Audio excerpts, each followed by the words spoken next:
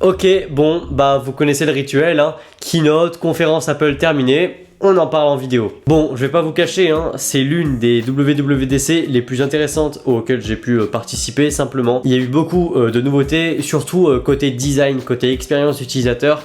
C'est un sujet qui me passionne aussi énormément, hein, en plus de la simple technologie classique. Bon, ils ont commencé en parlant rapidement de Apple Intelligence, mais ils ont vite enchaîné sur le nouveau design des interfaces, en fait, des OS qu'on peut avoir sur Mac, sur iPad, sur iPhone, sur l'Apple TV, etc. Le nouveau design Liquid Glass. Toujours des noms un petit peu pompeux comme Apple a l'habitude de faire, mais franchement c'est très bien marketé et c'est très joli. C'est un design avec de la transparence, je vous en avais déjà parlé dans ma vidéo rumeurs. Les rumeurs avaient raison, un design avec de la transparence, des reflets, des ombres, etc. Beaucoup de... Le mot c'est translucide en fait, c'est vraiment tout ce qui est translucide, du vert, etc. Et ça rend très bien, je trouve, en fait sur un OS comme celui d'Apple. J'aime beaucoup le design et je pense que ça va beaucoup s'intégrer avec les nouveaux iPhones qui seront plus fins, qu'on verra en septembre par exemple, avec l'iPhone 17R. Ça s'intégrera bien, ce sera très flottant, très aérien, très aéré, c'est très joli, j'aime beaucoup. Pareil, changement de nom, c'est avec les années, c'est-à-dire que là, ce sera iOS 26, iPadOS 26, macOS 26, tvOS 26, watchOS 26, etc. C'est pas mal, c'est plus logique. Maintenant, est-ce que les prochains iPhones en septembre s'appelleront iPhone 26 ? Je sais pas. Côté fond d'écran, Apple a vraiment peaufiné en fait l'écran d'accueil. En fait là c'est simple, hein, quand vous allez mettre un fond d'écran, vous savez vous aimez bien mettre l'heure qui passe derrière le sujet principal. Et bah là si le sujet principal est plus bas, et ben en fait l'heure elle va s'étendre. Vous le voyez hein, dans la vidéo, ça s'étend. C'est joli. Bon, je pense qu'on peut rentrer au cœur hein, directement d'iOS.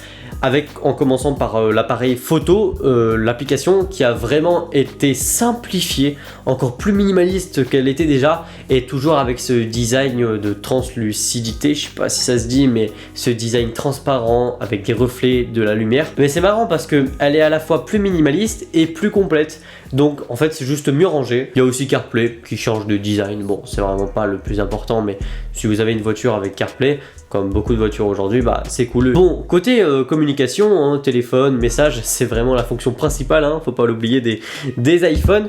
Et ben on a quelques petites améliorations, comme par exemple la possibilité de pouvoir traduire en temps réel et aussi en interne, c'est-à-dire sur l'iPhone sans que ça aille sur les serveurs d'Apple. Ça, pour la sécurité de vos données, c'est cool. Vous écrivez un message, et bien simplement en interne sur votre iPhone, ça le traduit pour votre interlocuteur juste en face et vice versa. Ça vous permet de ne pas avoir la barrière du langage et de pouvoir parler en fait simplement à n'importe qui. Par contre, une avancée un peu moins courante, c'est le fait de pouvoir appeler quelqu'un en FaceTime. Et pareil, s'il parle anglais, et ben en fait vous allez l'entendre en français avec sa voix. C'est comme un doublage, hein, mais fait par IA. C'est assez dingue. J'ai vraiment envie de voir ce que ça donne. Deuxième OS, très important, après iOS, bah il y a macOS. Je vous présente donc macOS Tahoe, la nouvelle version pour les Mac du système d'exploitation qui reprend évidemment ce design, hein, le liquide glace, et comme d'habitude bah, il reprend les principales nouveautés d'iOS comme on a l'habitude, hein, c'est des OS qui s'unifient et vous allez le voir, ils vont le faire de plus en plus, hein. Par exemple, eh bien, l'application téléphone de votre iPhone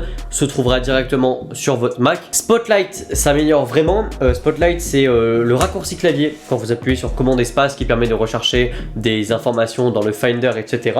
Et bien là, quand vous lancez un fichier depuis le Spotlight, par exemple, vous pouvez directement demander de supprimer l'arrière-plan de l'image et ça va le faire. Ça devient plus qu'un simple moteur de recherche pour votre Mac, ça devient carrément votre assistant virtuel à l'écrit. C'est très cool, j'aime beaucoup l'évolution, je pense vraiment que vous allez vraiment le comprendre quand vous allez le tester. Bon, vous pouvez aussi customiser vos dossiers, leurs couleurs, mettre des emojis, adapter toutes les icônes de votre bureau à la couleur de votre fond d'écran.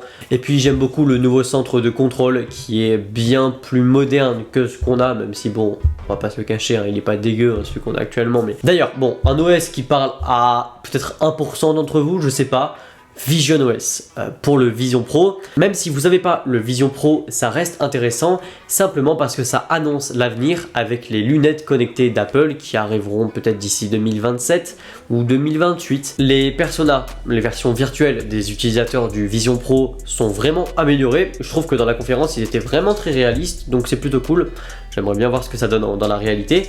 Et les widgets arrivent sur Vision OS, ce qui fait que vous pouvez simplement coller par exemple sur votre mur en virtuel votre calendrier ou alors simplement comme une espèce de watch face, une horloge directement sur votre mur.